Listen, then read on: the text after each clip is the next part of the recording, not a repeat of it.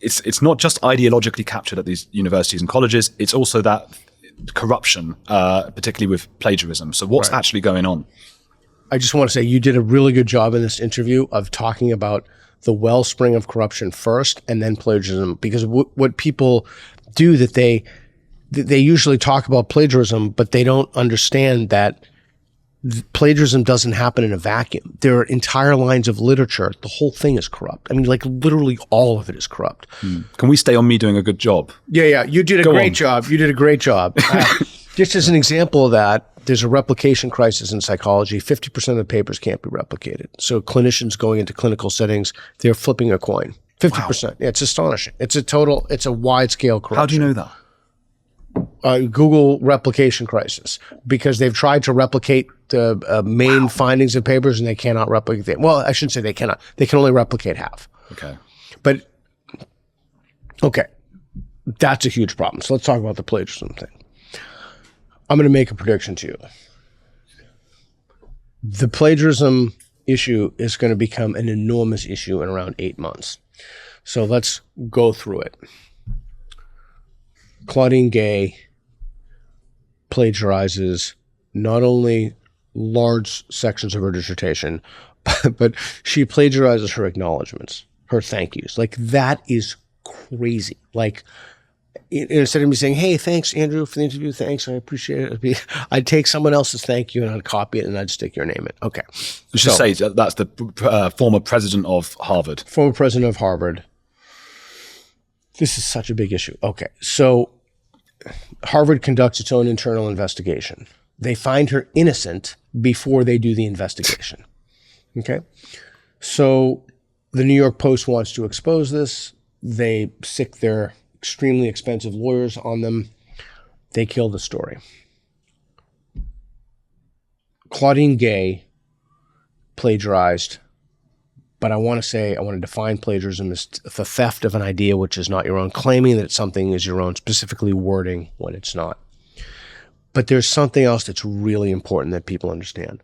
So when I wrote my dissertation, I know 2003, 4, we had these things called books, and you'd read the books and you'd have to copy from the book to the page. Now you can kind of understand how someone could make a mistake because it's all digital and on screen, but the level of intentionality there from copying a book to a screen without quotation marks over and over again is astonishing. Okay. So she plagiarized, she stole things. Deliberately. Just unquestionably. You don't make a mistake. Like, that's why I said you could make a mistake.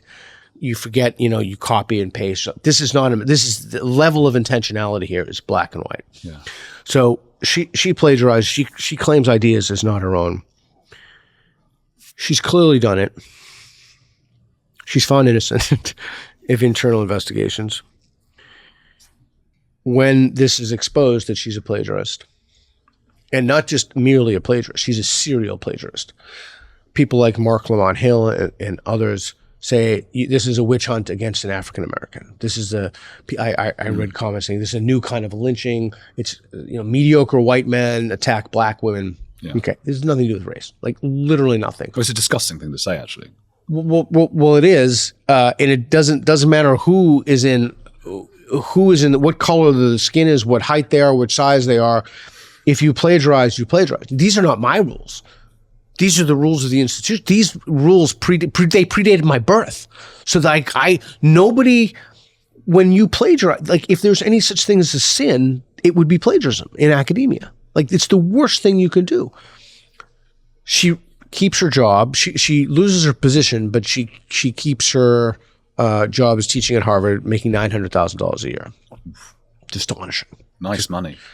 Mad money, right? 900,000. Okay, so the mistake to think then is, wow, Claudine Gay, plagiarist, it's a one-off. So the moment that happens, what does everybody think? Holy shit, how many other people have plagiarized? I'm going to make a prediction to you. I could be totally wrong on this, but I'm a big fan of not telling anybody, not using words, but predicting things in the future. Let's see if you come back and we'll revisit this in a few months, okay? I predict to you that the number of plagiarists found in the humanities in dissertations of people of PhDs, including the highest levels of academia, the Ivies, I predict that you're going to see 7 to 9% of dissertations plagiarized. That's startlingly high. Yeah, I mean, 5% would be 1 in 20. So more, that's my, I could be, if I'm off, I would be flabbergasted if it were under 5, like flabbergasted. If I'm off, it's low. My real guess, frankly, would be probably closer to 10 to 12, but I'll stick to a more conservative.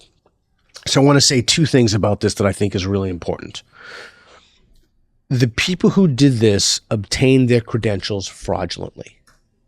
They lied. They cheated.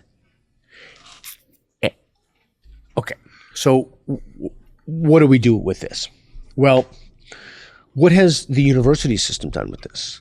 They've taken, okay, so here's another thing that's very interesting. I'll finish the thought. They've taken the names of DEI people off of the roster. So it's very difficult to find these people. And this is like pretty much of a universal thing. They're also starting to remove ethics codes in which plagiarism, what plagiarism means. They're removing those. So instead of saying, look, we have a problem here, we're going to root out this corruption, and if you obtain your degree fraudulently, you're not going to be affiliated with this university. You can do anything you want. You can go do creative writing, whatever, or work at a gas station, but we're not going to have you in this institution anymore. That would be a way to deal with the corruption in which you could restore public trust. Here's an analogy to think about. In a fire department, let's say that you know that a certain percentage of the people obtained the fire person's exam and they cheated on their exam. And let's also say that there are things on that exam that are essential to the performance of duties, specifically to your ability to put out fires, which is why I assume they have a test, right? Or else there'd be no point in having a test. If the superintendent of the fire department, or whatever their title happens to be, finds out that people have cheated on the fireman's test, the response to that is, we need to find out who did this, and we need to remove them. We need to have, the public needs to know that the people working for the fire department are minimally qualified to put out fires. That's the whole point of a fire department. The universities have now attempted to hide dissertations in mass because they know there's a problem. And the consequence of that would be the further erosion of trust in the system. It's a legitimacy crisis. We have a crisis of legitimacy in the system.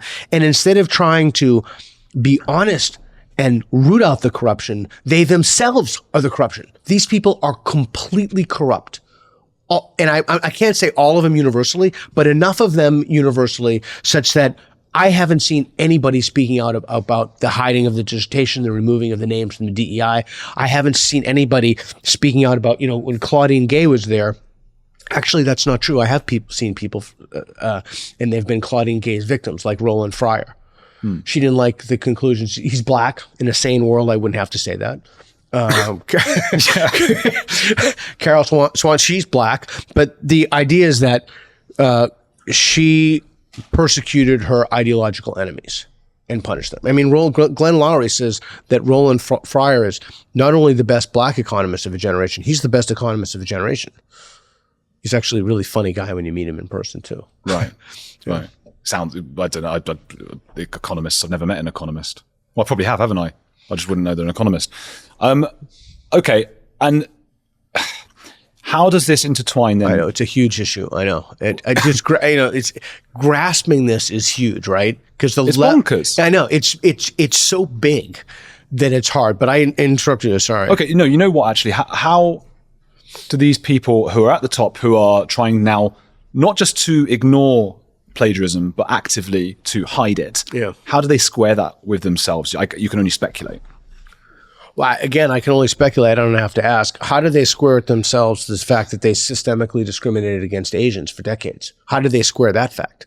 How do they square with the fact that they put someone with 11 publications, Claudine Gay, in office, who clearly was not a meritocratic hire? She has no books. How do they square that fact?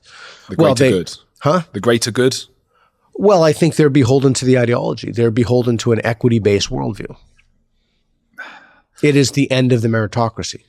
It's mad. You find yourself sort of scurrying around to hide bad things that have happened at your university and still tell yourself, but this is all in the greater good. I'm still doing this for good reasons. And they know history.